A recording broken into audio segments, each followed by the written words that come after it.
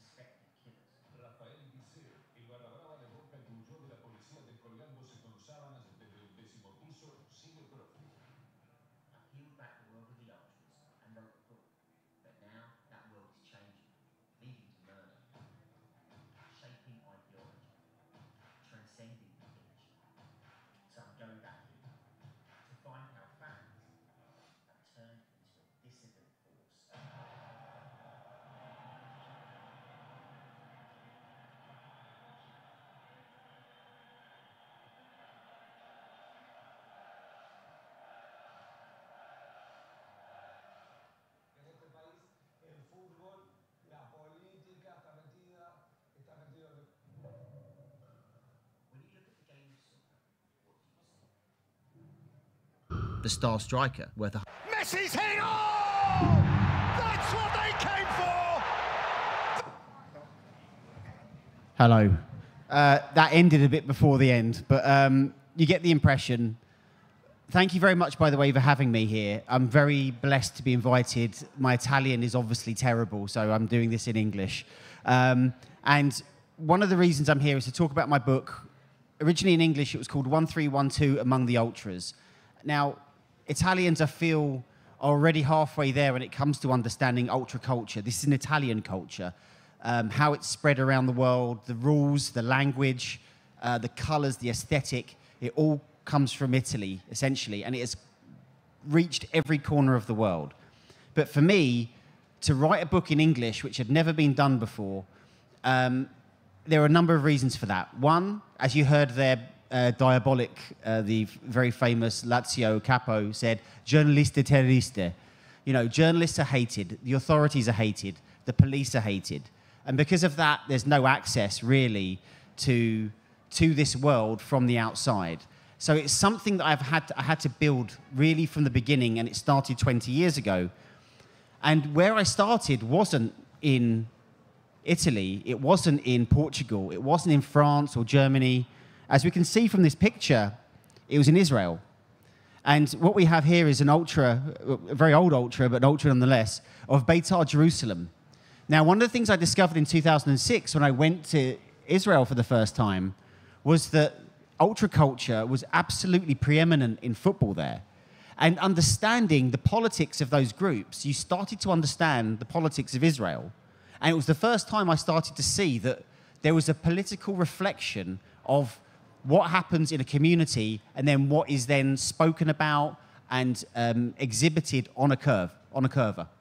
And this is Beitar Jerusalem. They are ultra-nationalist, far-right team, or certainly a lot of the fans are. La Familia, by far the most far-right football fans in the world, overtly racist. Benjamin Netanyahu is a big fan of Beitar Jerusalem. You probably won't be that surprised to hear. In fact, most of the Likud and further right political elite are all fans of Beitar Jerusalem.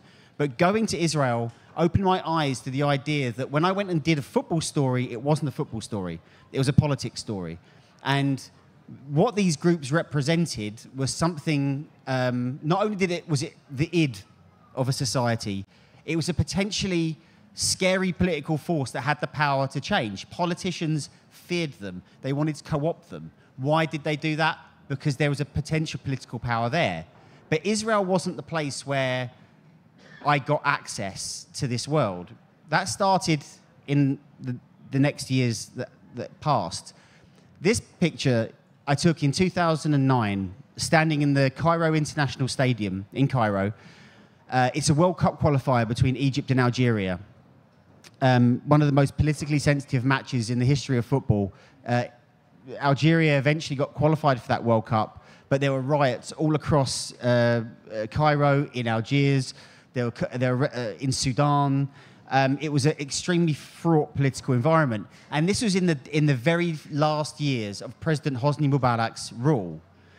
But what I found when I went there is I discovered these guys, the Ultras Ahlawi. I went to a game in 2007 with a group of Al Ahly fans. Al Ahly is the biggest team from Cairo, the biggest team in Africa, the red half of Cairo. And I met a young man called Amir Fahmy. That isn't him, by the way. I don't know who that is, but you know, he's obviously not an England fan. And Amir Fahmy was a very wealthy, smart, charismatic, open-minded guy who had studied in Milan. And from the San Siro, he wanted to bring Italian ultra culture into the stadiums of Egypt. And he built the Ultras Ahlawi that started with, I saw them for their very first tifo. So they had to have a tifo, they had to have choreographia, they had to have flares. They brought that into the Egyptian football stadium, but they brought more than that. They brought a unit of organization as well. And by organizing, they grew from a few hundred when I first saw them to a few thousand to tens of thousands. To the point where when the revolution came in 2011, these guys were front and center, and they were the critical mass in Tahrir Square when the revolution took place. But more than that, they were also the aesthetic of the revolution. The songs that were written on the terraces against the police state of Mubarak were the songs of the revolution. You'd see flares at Tahrir Square. You would see flags at Tahrir Square. It looked like a football match. And that's because in many respects, that's where they got their inspiration from. I took this after the revolution, actually after Port Said, when 72 Al Ahly fans were murdered essentially by the state after a football match. And this was a march in Alexandria by the Ultras looking for justice for their dead friends. And eventually they did get justice. They fought the state until the people that were responsible were found guilty. I went to actually just outside Zamalek Island where the announcement was made. And you can see they came armed, they were ready for trouble, but it was nullified by the fact that this decision was made. But it showed you, and it showed me, the power that ultras could have. And rather than seeing them, as many people do, as kind of hooligans, a synonym for hooliganism, right? Rather than looking at them like that, look at them as a unit of organization in civil society. In the right conditions, this is a frightening political force which can be used for good and can be used for ill. And this is the graffiti you'd see everywhere, to the point that when the revolution failed and you have now President Sisi in charge, deposing the democratically elected president of Egypt who died in prison, Morsi, also outlawed were ULTRAS Ahlawi, essentially called a terrorist entity, and they were banned, and there are still ultra leaders in prison rotting away in Cairo today. But what's the connection with this, right? This is the Delia. This is police outside the Maracanã Stadium in Belgrade before a game against Napoli, actually, Champions League qualifier, I think in 2018. The connection is that if you want to get to know the ultras world, you can't go to just one team, one group of fans. They're all connected, right? They have friends. They have enemies. The enemy of my enemy is my friend.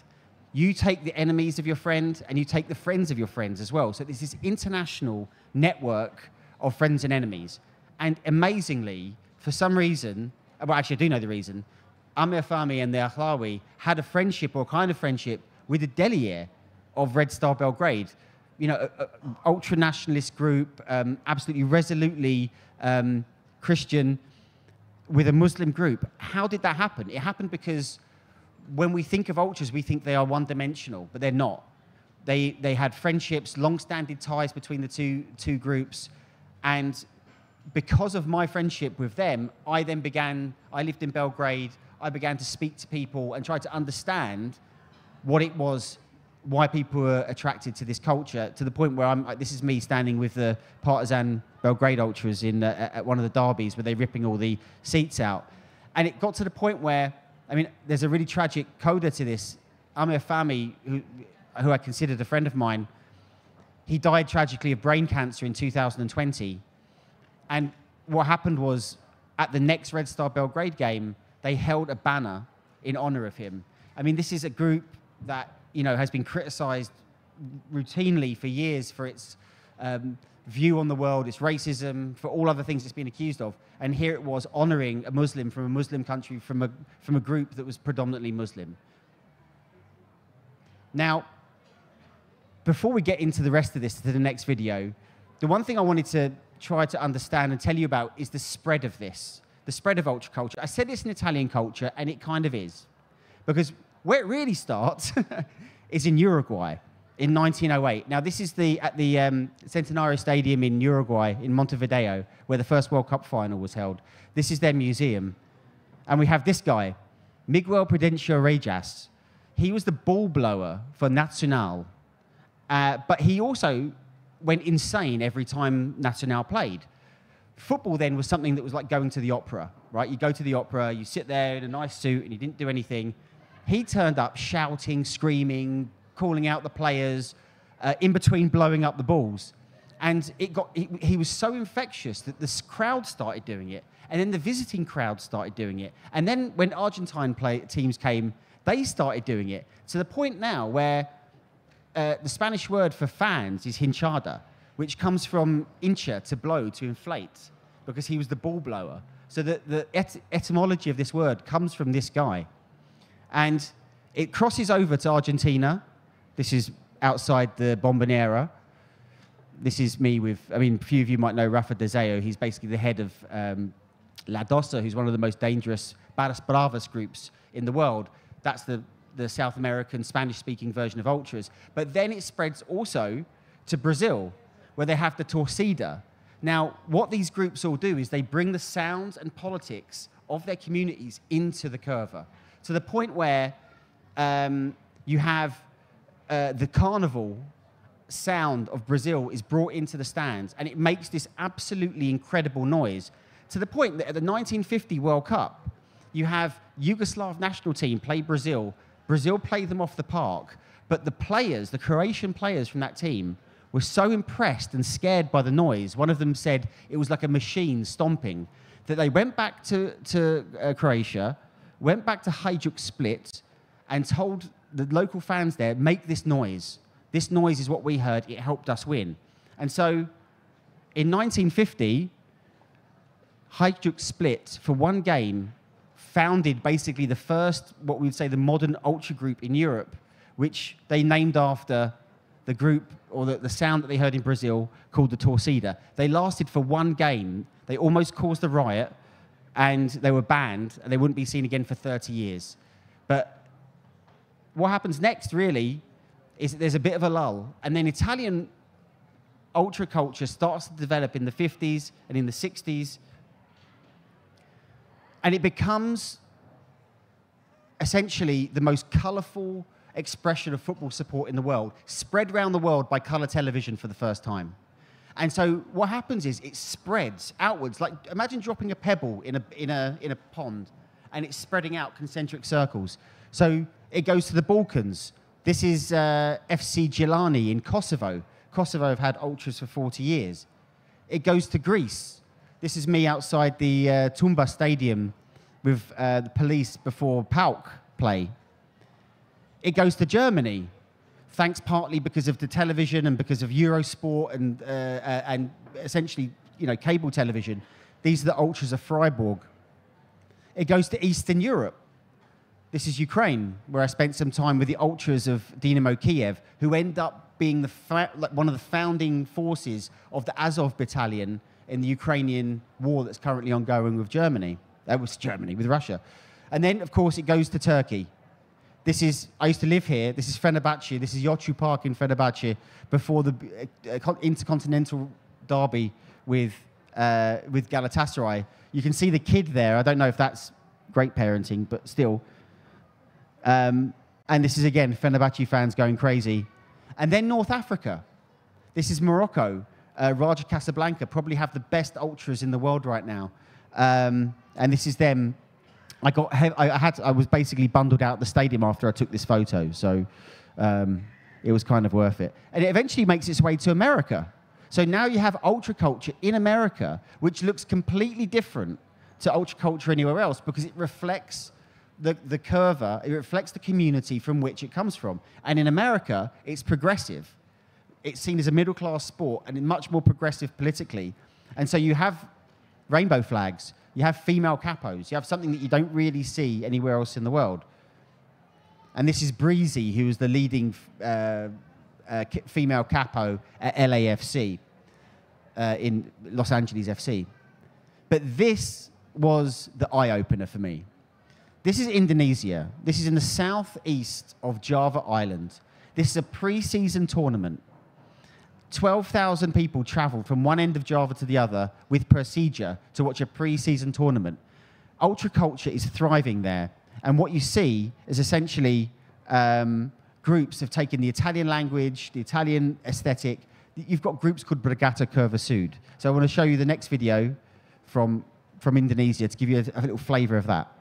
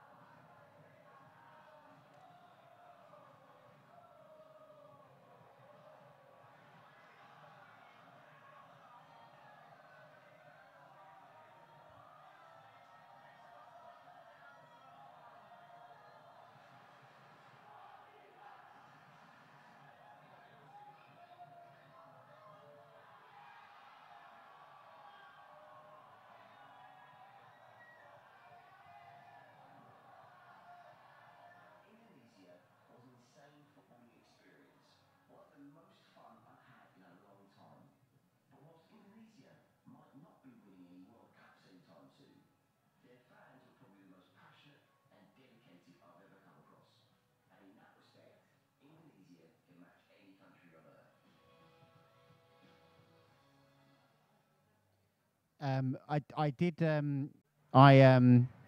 I shot that on my BlackBerry, and you can probably tell because it looked terrible. But you get the impression of what a match in Indonesia looks like, and the fact that the opposition ultra group was called Brigata Curva Sud, I thought was absolutely incredible. But this is what ultra culture is now. It's a global culture, it's a youth culture, it's a political culture, and that is on the left and on the right. In Germany, it can be much more progressive. You can find also far-right elements. You can find elements of organised crime, which is, I wanted to bring it back to the source, back to Italy.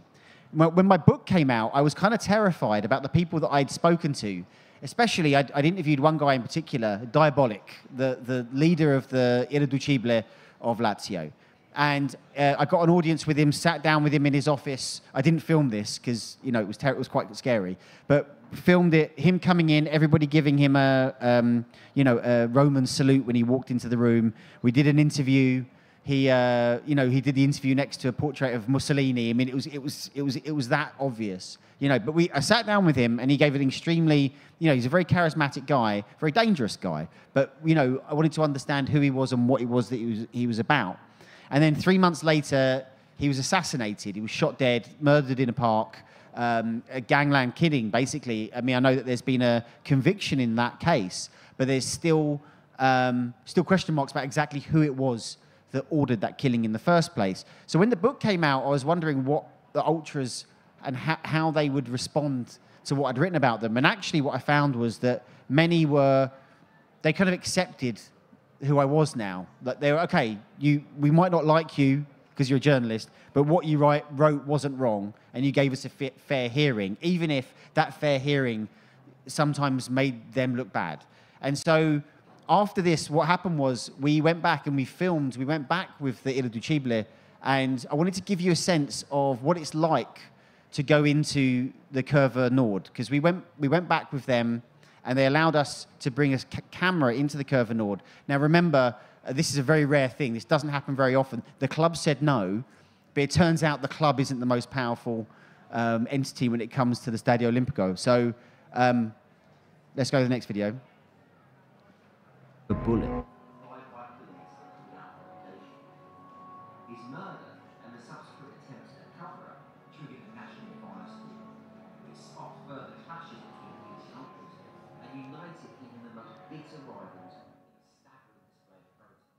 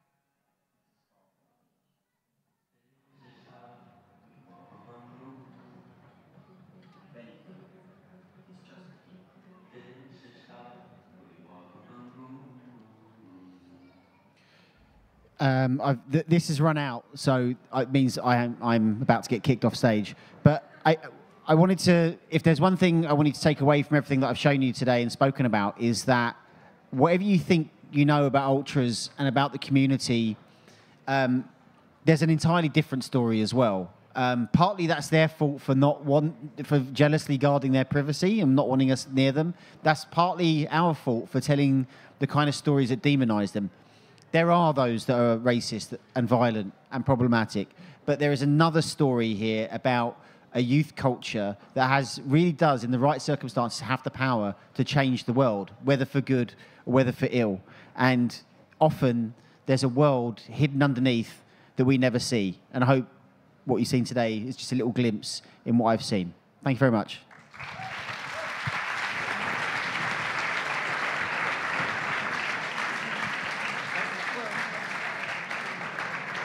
Vi ringraziamo moltissimo, thank you so much James for everything.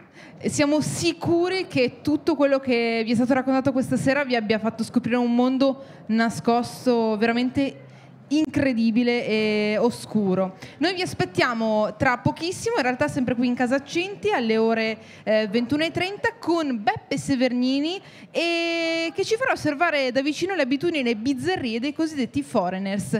Vi ringraziamo ancora tanto e ci vediamo alle 21:30. Attenzione, aspettate. Volevo soltanto dirvi che i libri di James Montague sono in vendita e l'autore è fisicamente a vostra disposizione. Grazie ancora.